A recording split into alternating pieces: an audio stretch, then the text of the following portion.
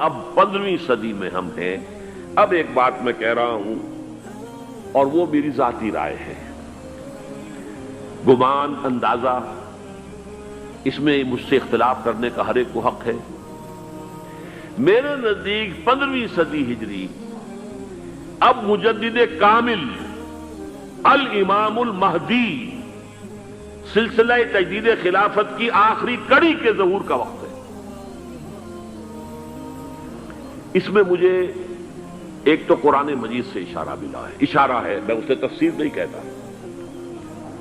میرے نزدیک قرآن مجید میں چند آیتیں سورہ مدثر کی اور چند آیتیں سورہ انشقاق کی بڑی عجیب ہے. سورہ مدثر کی آیات میں حضور کی آمد کا نقشہ کھینچا گیا ہے. کلا والقمر واللیل اذ ادبر والصبح اذا اسفر انہا لإحدی الکبر نذیرا للبشر لمن شاء منکم ان یتقدم او یتأخر. نہیں، قسم ہے چاند کی. کلا والقمر واللیل اذ ادبر، اور رات کی جبکہ وہ پیٹھ موڑ لے جانے لگے اور صبح کی جبکہ وہ روشن ہو جائے. حضور سے پہلے 600 برس ایسے گزرے ہیں دنیا میں کہ نبوت کا سورج نہیں تھا. بس چاند جیسے مستعار روشنی چاند کی ہوتی ہے، تو سابقہ انبیاء کی مستعار روشنی تو کوئی دنیا میں تھی، دھندلی دھندلی جیسی چاند کی ہوتی ہے، لیکن وہ سورج نہیں تھا.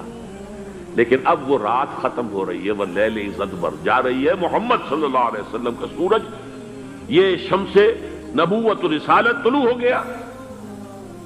والصبح اذا اسفر انہا لإحدی الکبر. بہت بڑی باتوں میں سے ایک بات ہے جو ہوئی ہے، وہ معمولی واقعہ نہیں ہے. احدی الکبر، یہ تاریخ انسانی کے عظیم ترین واقعات میں سے ہے بعثت محمدی. نذیرا للبشر، پوری نوع انسانی کے لیے نذیر بن کر آئے. یہ تو ہے حضور کا معاملہ. لیکن اب جو معاملہ ہونا ہے دوبارہ، اس لیے کہ خلافت علی منہاج النبوت دوبارہ اب قائم ہوگی انشاءاللہ. حضور کے بعد میں آپ کو بتا چکا ہوں، خلافت راشدہ ختم ہونے کے بعد سے زوال زوال زوال زوال زوال زوال زوال زوال زوال، تھوڑا سا 2.5 سال کا 2 سال کا وقفہ آیا ہے حضرت عمر بن عبدالعزیز کا، ورنہ زوال زوال زوال زوال زوال. اگرچہ اس زوال کو 1000 سال لگے ہیں. یہ عمارت جو محمد نے بنائی تھی ایک دن میں نہیں گر گئی صلی اللہ علیہ وسلم. کھنڈر بتا رہے ہیں عمارت عظیم تھی. 1000 سال کے بعد پھر یورپ کے سیلاب نے آ کر اس کو گرایا ہے اور ختم کیا ہے. ورنہ 1000 سال تک سطوت و شوکت کے ساتھ امت مسلمہ تو موجود رہی ہے، چاہے اسلام جو ہے وہ حکومت کی سطح پر موجود نہیں تھا. بہرحال اب جو اس کا دور آیا ہے دوبارہ خلافت علی منہاج النبوہ کا دور، اس کا نقشہ سورہ انشقاق میں کھینچا گیا ہے.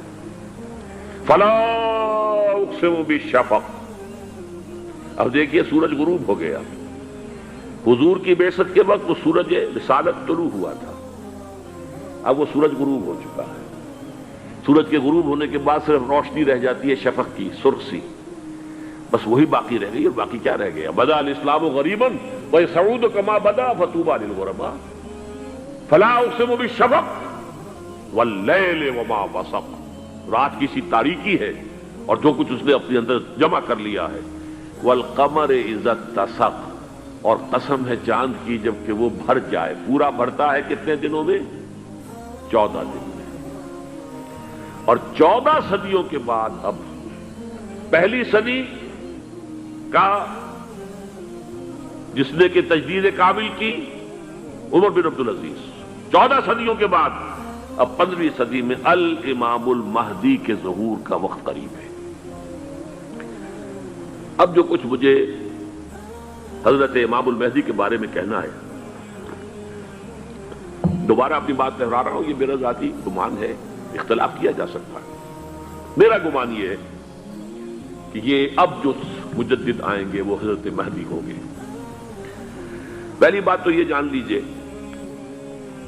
کہ مہدی 2 ہیں، ایک شیعوں کے مہدی، ایک سنیوں کے مہدی. ان میں بڑا فرق ہے.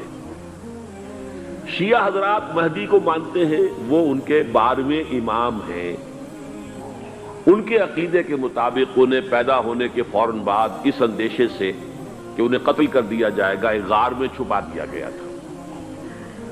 تقریباً 1200 برس سے وہ اس غار کے اندر ہیں، وہ روپوش ہیں، چھپے ہوئے ہیں، اسی لیے انہیں امام غائب کہا جاتا ہے، اور اب ان کا انتظار ہو رہا ہے، اس لیے انہیں امام منتظر بھی کہا جاتا ہے۔ اس لیے شیعوں کے دارالعلوم جو ہوتے ہیں، دارالعلوم المنتظر، وہ اس لیے کہ ان کا انتظار کیا جا رہا ہے۔